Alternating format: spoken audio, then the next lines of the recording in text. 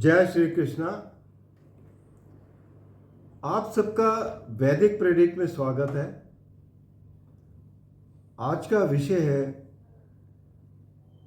अगस्त महीने का राशिफल मेष, वृषभ और मिथुन राशि वालों के लिए। 3 राशियों का देखेंगे और सबसे पहले हम देख लेते हैं कि ग्रहों की स्थिति क्या है और क्या बदलाव आने वाले हैं। सबसे पहले देखें तो 17 तारीख को सूर्य राशि परिवर्तन करके अपनी सिंह राशि में आ रहे हैं। उसके बाद 25 अगस्त को शुक्र जो है वो कन्या राशि में आएंगे, जो कि इनकी नीच की राशि है। 26 अगस्त को मंगल भी राशि परिवर्तन करेंगे, ये आएंगे मिथुन राशि में। बुध ग्रह जो है वो वक्री हो जाएंगे और वक्री ये 6 को होंगे, 6 अगस्त को, और उसके बाद 29 अगस्त को ये मार्गी होंगे और इसी दौरान ये अस्त भी रहेंगे।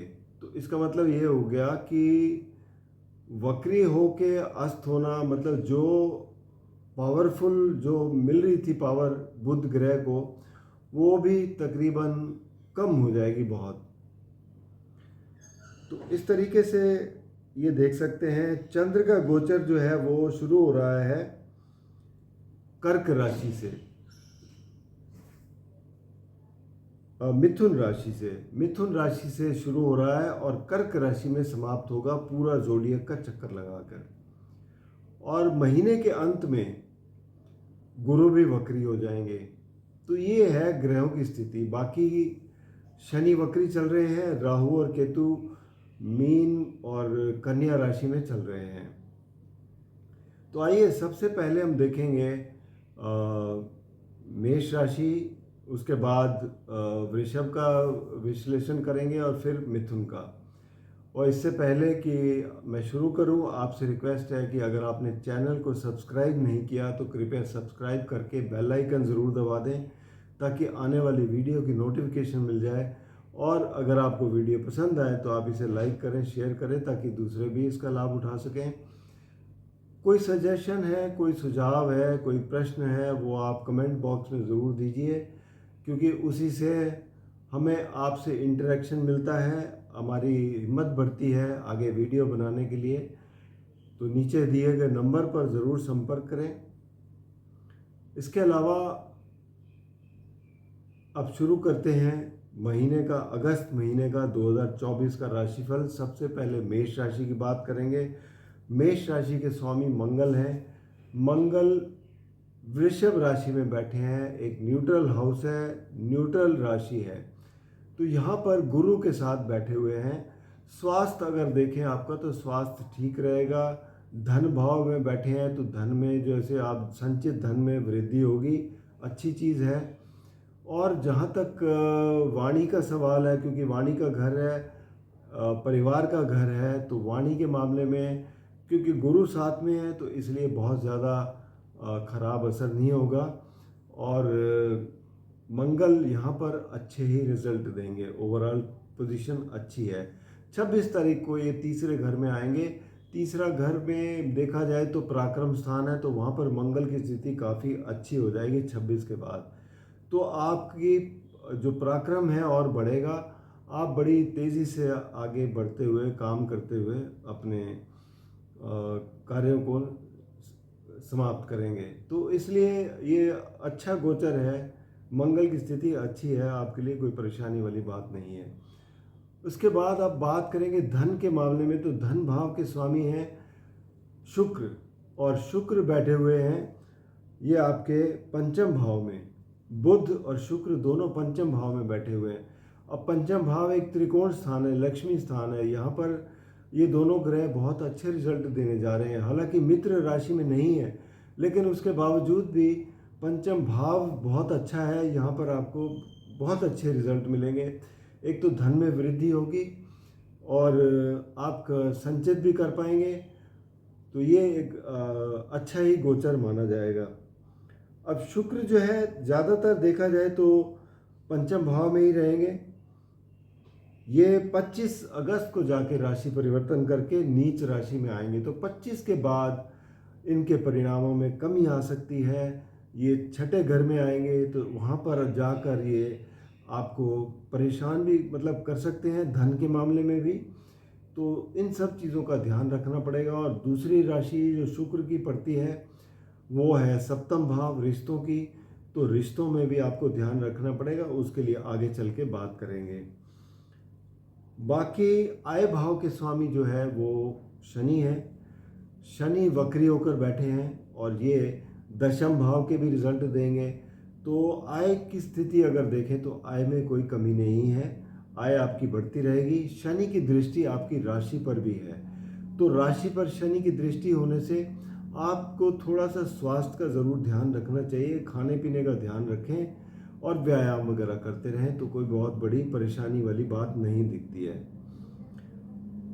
इसके बाद चौथे घर में सूर्य बैठे हुए हैं, सुख स्थान में सूर्य बैठे हैं। अब सुख स्थान में जब सूर्य बैठते हैं तो देखा जाए तो ये माता का स्थान है। तो यहाँ पर ये बहुत ही ऊर्जावान ग्रह है।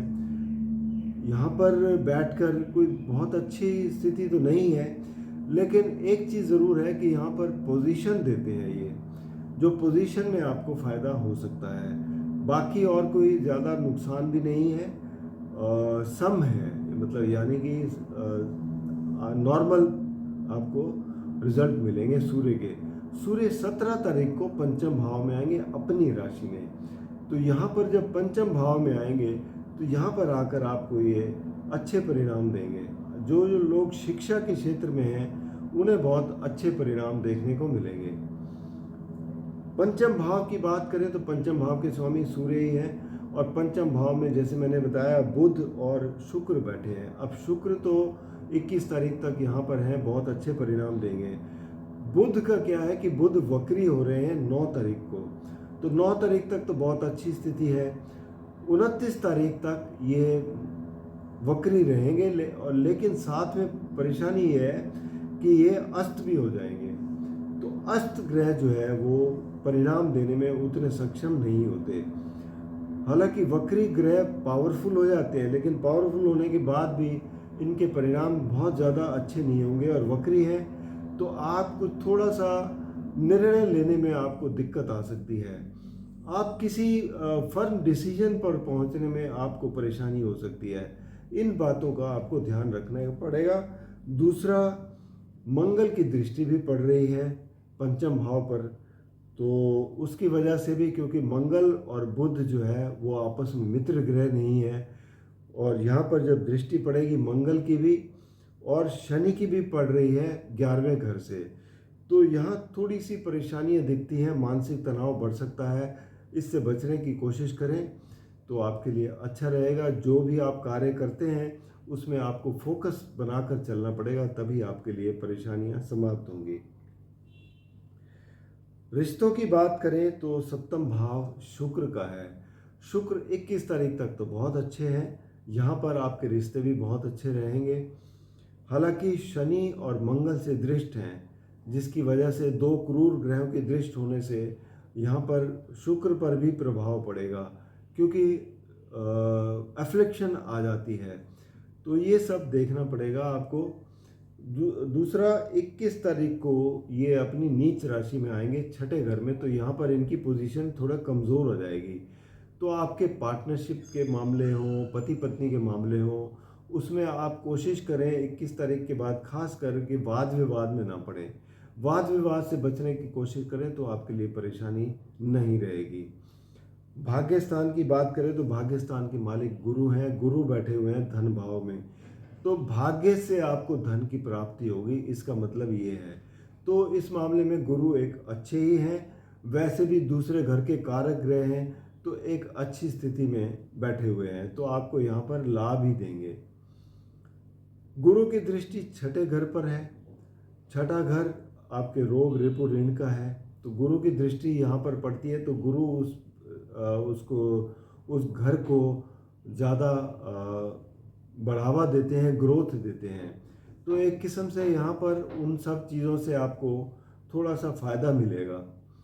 इसके अलावा इनकी दृष्टि पड़ेगी दशम भाव पर, कार्य क्षेत्र पर, तो कार्य क्षेत्र में भी आपको काफ़ी मदद मिलती हुई दिखाई देगी। तो ये एक गुरु की दृष्टि जो है आपके लिए अच्छी रहेगी। अब आय भाव का तो मैंने बता ही दिया, बाकी राहु बैठे हुए हैं आपके दूसरे घर में और केतु बैठे हुए हैं छठे घर में। अब राहु द्वादश भाव में बैठे हैं। अगर राहु आपके द्वादश भाव में बैठे हैं तो आप अगर किसी फॉरेन से रिलेटेड कोई कंपनी में काम करते हैं या विदेश से जुड़ा कोई काम करते हैं और आपकी राहु की दशा चल रही है तो उसमें बहुत बड़े लाभ मिलने की उम्मीद है। और उस केस में अगर राहु की दशा चल रही है तो आप हो सकता है विदेश यात्रा भी करें, इस तरीके के परिणाम देखने को मिल सकते हैं। अन्यथा आप ये राहु जो है यहाँ पर आपसे कुछ खर्चा करवा सकते हैं। तो ये सब इस तरीके के परिणाम देखने को मिलते हैं। तो मेष राशि वालों के लिए ये था अगस्त के महीने का राशिफल। कोई व्यक्तिगत रूप में कोई भी समस्या है तो आप इसके लिए नीचे दिए नंबरों पर संपर्क करके अपनी कुंडली का विश्लेषण करवा सकते हैं। उपाय के तौर पर मेष राशि वाले हमेशा अपने इष्ट देव जो है वो है कार्तिकेय हैं, उनकी आराधना करें, या फिर मंगल के लिए आप जैसे हनुमान चालीसा वगैरह पढ़ें, सबसे अच्छा है। हनुमान चालीसा दिन में अगर आप कर सकें मैक्सिमम 11 बार तो ज़रूर करें, ये आपके लिए काफ़ी लाभकारी सिद्ध होता है। तो ये छोटे से उपाय हैं, आप करिए तो इससे आपको लाभ मिलेगा। अब बात करेंगे वृषभ राशि की। वृषभ राशि के लिए अगर देखें तो वृषभ राशि के स्वामी हैं शुक्र। शुक्र बैठे हुए हैं चौथे घर में, सूर्य की राशि में। हालांकि चौथे घर में शुक्र दिग्बली होते हैं, बहुत अच्छे परिणाम देते हैं, लेकिन यहाँ शनि से दृष्ट है और मंगल से दृष्ट है।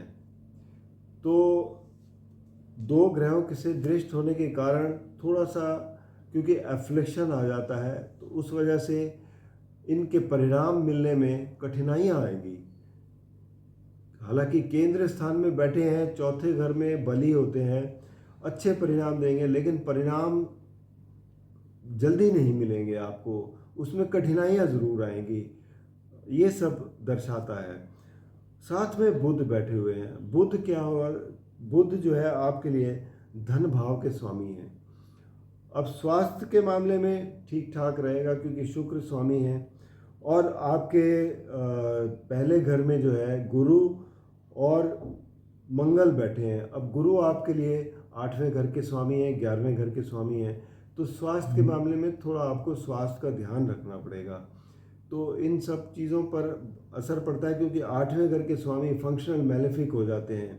हालांकि गुरु जो है पहले घर में अच्छे गिने जाते हैं, नेचुरल बेनिफिक हैं, लेकिन 8वें घर के स्वामी होने के कारण, 11वें घर के स्वामी होने के कारण ये आपके लिए स्वास्थ्य के लिए अच्छे नहीं है। तो अपने स्वास्थ्य का ज़रूर ध्यान रखिए क्योंकि शुक्र भी प्रेशर में है, मंगल से दृष्ट है, शनि से दृष्ट है, तो आपको इसका खास ख्याल रखना पड़ेगा। धन के मामले में बात करें तो धन भाव के स्वामी हैं मंगल। मंगल 9 तारीख तक तो बुध है। बुध जो है 9 तारीख तक तो अच्छी कंडीशन में चौथे घर में बैठे हैं, उसके बाद ये वक्री हो जाएंगे और साथ में अस्त भी रहेंगे और 29 तारीख को जाके उदय होंगे और अस्त कंडीशन से भी निकलेंगे। तो तब तक ये काफ़ी लंबा पीरियड है। तो धन के मामले में परेशानियाँ आ सकती हैं क्योंकि बुध जो है वो परिणाम देने में उतने सक्षम नहीं होंगे, अस्त भी रहेंगे, मंगल और शनि से दृष्ट भी रहेंगे, तो एफ्लिक्शन भी रहेगी। तो यहाँ पर आपको धन के मामले में हो सकता है कहीं ना कहीं आपके संचित करने में दिक्कत आए, खर्चे अधिक हों, तो ये सब आपको देख के चलना पड़ेगा। बाकी परिवार में भी आपको जो है वैसे देखा जाए तो सिचुएशन उतनी ख़राब नहीं है, लेकिन फिर भी कहीं ना कहीं थोड़ी बहुत परेशानियां आ सकती हैं। इसके अलावा अब देखें तो सुख स्थान की बात करें तो सुख स्थान में जैसे मैंने बताया स्वामी सूर्य हैं। सूर्य बैठे हुए हैं तीसरे घर में। तीसरे घर में सूर्य अच्छा पराक्रम देते हैं, लेकिन 17 तारीख को ये चौथे घर में आ जाएंगे अपनी राशि में। और बुध और शुक्र जो है, बुध अस्त हो जाएंगे, शुक्र अस्त नहीं होंगे क्योंकि शुक्र डिग्री में काफ़ी आगे हैं और 21 तारीख को ये पंचम भाव में कन्या राशि में चले जाएंगे। तो तब तक ये सूर्य और बुध रहेंगे चौथे घर में, लेकिन बुध अस्त होने के कारण थोड़ा सा परेशान करेंगे, बाकी और कोई और दिक्कत नहीं है। सूर्य अपने घर में रहेंगे, आपको पोजीशन देंगे, लेकिन साथ में ये भी है कि जो सुख में कहीं ना कहीं थोड़ी कमी रहेगी, क्योंकि ये घर जो है वो सुख का है। यहाँ पर क्रूर ग्रह जो है अच्छे नहीं माने जाते, तो कुछ ना कुछ परेशानियाँ भी हो सकती हैं, तकलीफ़ें भी हो सकती हैं घर में। तो सुख शांति बनाए रखें और तभी आपके लिए सामान्य स्थिति रहेगी। पंचम भाव की बात करें तो यहाँ पर केतु बैठे हुए हैं कन्या राशि में। 21 तारीख को शुक्र आ जाएंगे, शुक्र भी केतु के साथ एफ्लिक्शन हो जाएगा, क्योंकि एक तो नीच राशि में आएंगे, साथ में एफ्लिक्ट भी हो जाएंगे, तो यहाँ पर स्थिति उतनी अच्छी नहीं रहेगी। तो ये शुक्र के परिणाम 21 तारीख के बाद उतने अच्छे नहीं रहेंगे। यहाँ पर थोड़ा सा दिखाई देता है कि बुध की स्थिति भी अच्छी नहीं है, तो जो भी है एजुकेशन फील्ड में है, क्रिएटिव फील्ड में है, उनको काफ़ी अच्छी कड़ी मेहनत करनी पड़ेगी, फोकस रखना पड़ेगा, तभी आपको परिणाम अच्छे मिलेंगे। और दूसरा, मानसिक तनाव भी रह सकता है, इससे भी बचने की कोशिश करें। बाकी बात करेंगे आपके छठे घर की, तो छठा घर रोग रिपु ऋण का है, इसके स्वामी हैं शुक्र जो है चौथे घर में बैठे हैं। तो जैसे कि मैंने बताया कि दृष्ट है मंगल और शनि से, और साथ में जो है इससे भी है शत्रु राशि में भी है, तो थोड़ी परेशानियां दिखती हैं। आपके शत्रु भी ज़्यादा आपके ऊपर हावी होंगे, तो आपको थोड़ा सा संभल कर चलने की ज़रूरत है। इसके ऊपर अब बात करेंगे आपके रिश्तों की, तो मंगल स्वामी है, मंगल की दृष्टि भी पड़ रही है, तो आपका 7वां घर काफ़ी बली हो रहा है। तो पार्टनरशिप में जो है आपके पार्टनर थोड़ा सा एग्रेसिव होंगे, तो स्थिति आपके लिए कोई सामान्य सी रहेगी, कोई बहुत परेशानी की बात नहीं है। लेकिन 26 तारीख को मंगल जो है वो राशि परिवर्तन कर लेंगे और वो आएंगे दूसरे घर में। तो दूसरे घर में क्योंकि मित्र राशि नहीं है, तो यहाँ पर थोड़ी सी परेशानी कर सकते हैं आपके। थोड़ा सा हो सकता है कि वाणी में असर आए, थोड़ा वाणी तीखी हो जाए, तो उस पर आपको 26 तारीख के बाद थोड़ा सा उस पर काम करना पड़ेगा। पार्टनरशिप के मामले में देखा जाए तो कोई बहुत बड़ी परेशानी की बात नहीं है।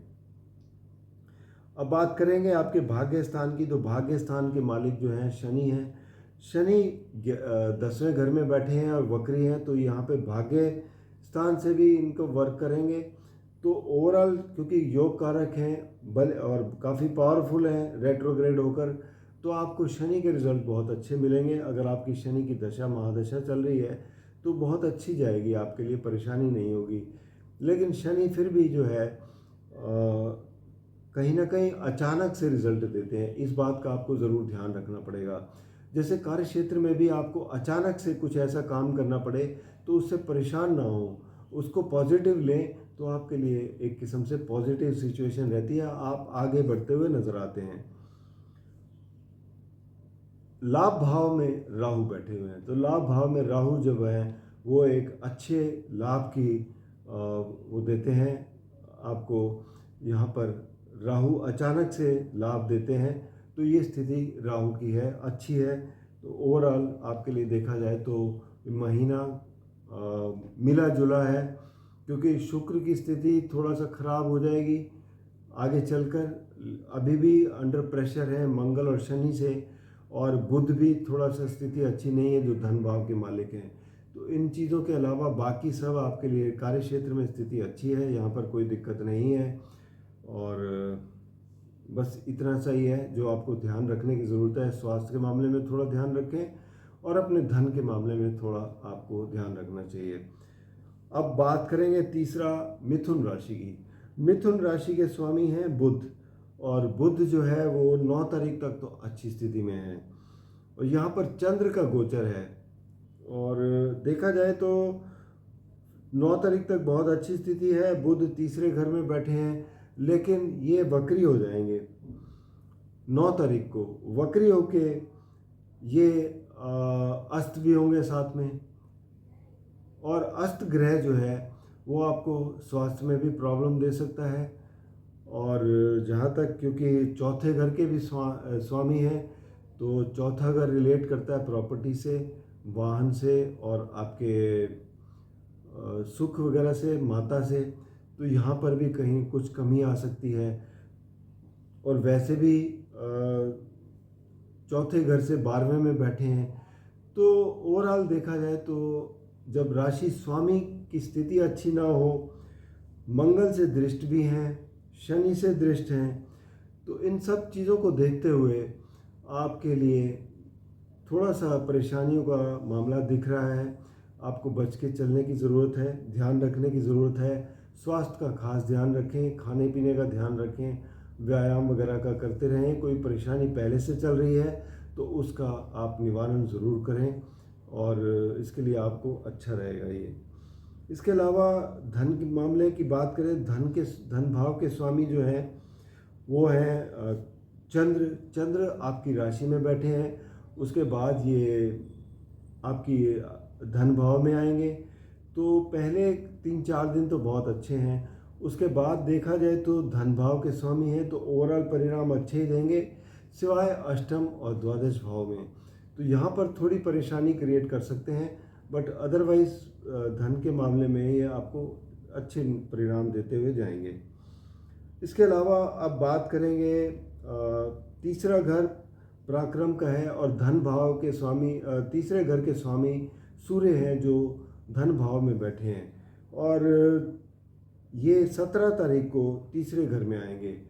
तो तीसरे घर में आकर ये आपको आपका पराक्रम बढ़ाएंगे, और वहाँ पर आपके लिए काफ़ी एक अच्छा महसूस होगा आपको।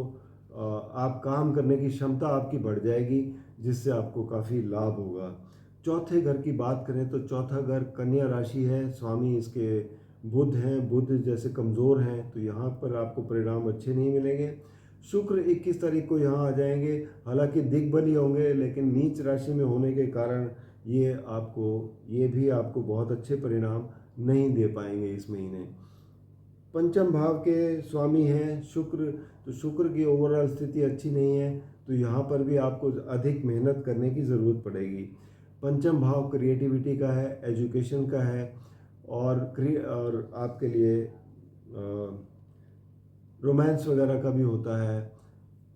तो धन की भी प्राप्ति होती है, क्योंकि लक्ष्मी स्थान है ओवरऑल। लेकिन यहाँ पर शुक्र कमज़ोर है, तो इस वजह से आपको थोड़ा सा अधिक मेहनत करनी पड़ेगी। छठे घर के स्वामी मंगल है, मंगल बैठे हुए हैं आपके द्वादश भाव में। अब छठे घर के स्वामी द्वादश भाव में बैठकर दृष्टि भी डाल रहे हैं, तो आपको प्रोटेक्ट करेंगे, दुश्मनों से प्रोटेक्ट करेंगे। लेकिन आप कोशिश करें कि वाद विवाद वगैरह में ना पड़ें। कोई कोर्ट केस वगैरह का मामला है तो उसे प्रेम से निपटाएं, तो ये अच्छा रहेगा। हालांकि गुरु के साथ बैठे हैं तो कोई बहुत बड़ी परेशानी नहीं दिखती है। उसके अलावा बात करेंगे आपके सप्तम भाव की। सप्तम भाव के स्वामी हैं गुरु, द्वादश भाव में बैठे हैं मंगल के साथ। द्वादश भाव में जब भी रिश्तों के मालिक बैठे हों, तो एक किस्म से द्वादश भाव आपका बेडरूम भी है। तो यहाँ पर आपको थोड़ा सतर्क रह के, मतलब अपने पार्टनर्स के साथ थोड़ा व्यवहार थोड़ा ठीक रखने की ज़रूरत है। अगर वो ठीक रहता है तो कोई बहुत बड़ी परेशानी नहीं है, क्योंकि द्वादश भाव में जो बैठे हो सकता है कुछ खर्चे करने पड़े आपको, तो ये स्थिति दिखाते हैं। और गुरु क्योंकि आपके रिश्तों के स्वामी हैं, गुरु की दृष्टि 12वें घर में बैठकर चौथे घर पर पड़ेगी।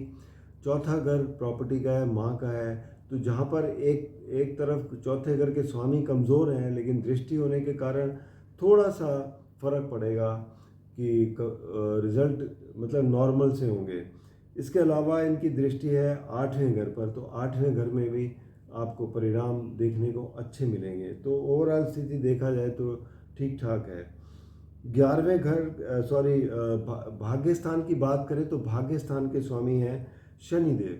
शनिदेव के लिए आप शनिदेव यहीं बैठे हैं वक्री होकर भाग्य स्थान में, तो और मूल त्रिकोण राशि है तो ज़्यादातर परिणाम तो मूल त्रिकोण राशि के ही देंगे, लेकिन वक्री होकर थोड़े से परिणाम ये आपको 8वें घर के भी देंगे, जिसकी वजह से ये आपको कहीं ना कहीं रुकावटें या कोई परेशानियां दे सकते हैं।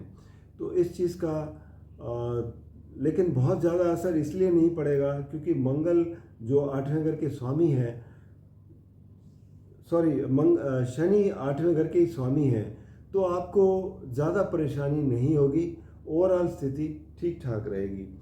कार्य क्षेत्र में राहु बैठे हुए हैं और गुरु की राशि है, गुरु बैठे हैं द्वादश भाव में। इसका मतलब ये है कि कार्य क्षेत्र में आपके कोई ना कोई बदलाव आ सकते हैं, प्रोफाइल में चेंज हो सकता है, नौकरी चेंज हो सकती है, स्थान परिवर्तन हो सकता है। तो आप इसको पॉजिटिव लें कि आपके लिए अगर फ़ायदेमंद है तो उसके लिए बिल्कुल तैयार हो जाएं। नहीं भी है तो आप अगर नौकरी में हैं तो आपको उसके पास कोई चॉइस नहीं होती, तो आपको एक्सेप्ट करनी ही पड़ती है। और बिजनेस में है तो आप अपने जो कोई भी बदलाव आते हैं उसको अपने फ़ायदे नुकसान देखते हुए आगे बढ़ें। तो क्योंकि 12वें घर में बैठे हुए स्वामी हो सकता है आपसे कुछ खर्चे वगैरह करवाएं, जिससे आपको परेशानी तो होगी, लेकिन फिर भी आपको आगे उसको पॉजिटिव लेके चलें तो आगे चल के आपको फ़ायदा ही होगा। बाकी राहु बैठे हुए हैं, आपके एम्बिशंस बनाए हुए हैं, कार्य क्षेत्र में आगे बढ़ने के लिए कहते हैं कि आपके कुछ ना कुछ अच्छे कर पाएँ, कोई एम्बिशंस आपकी बढ़ा पाएँ, आपकी डिज़ायर्स पूरी कर पाएँ कार्य क्षेत्र में। तो लेकिन कोशिश ये करिए कि चपलता मत दिखाइए, राहु नहीं तो खराब होता है, तो चपलता नहीं दिखा के और अपने काम से अगर आगे बढ़ेंगे तो ज़्यादा अच्छा रहेगा।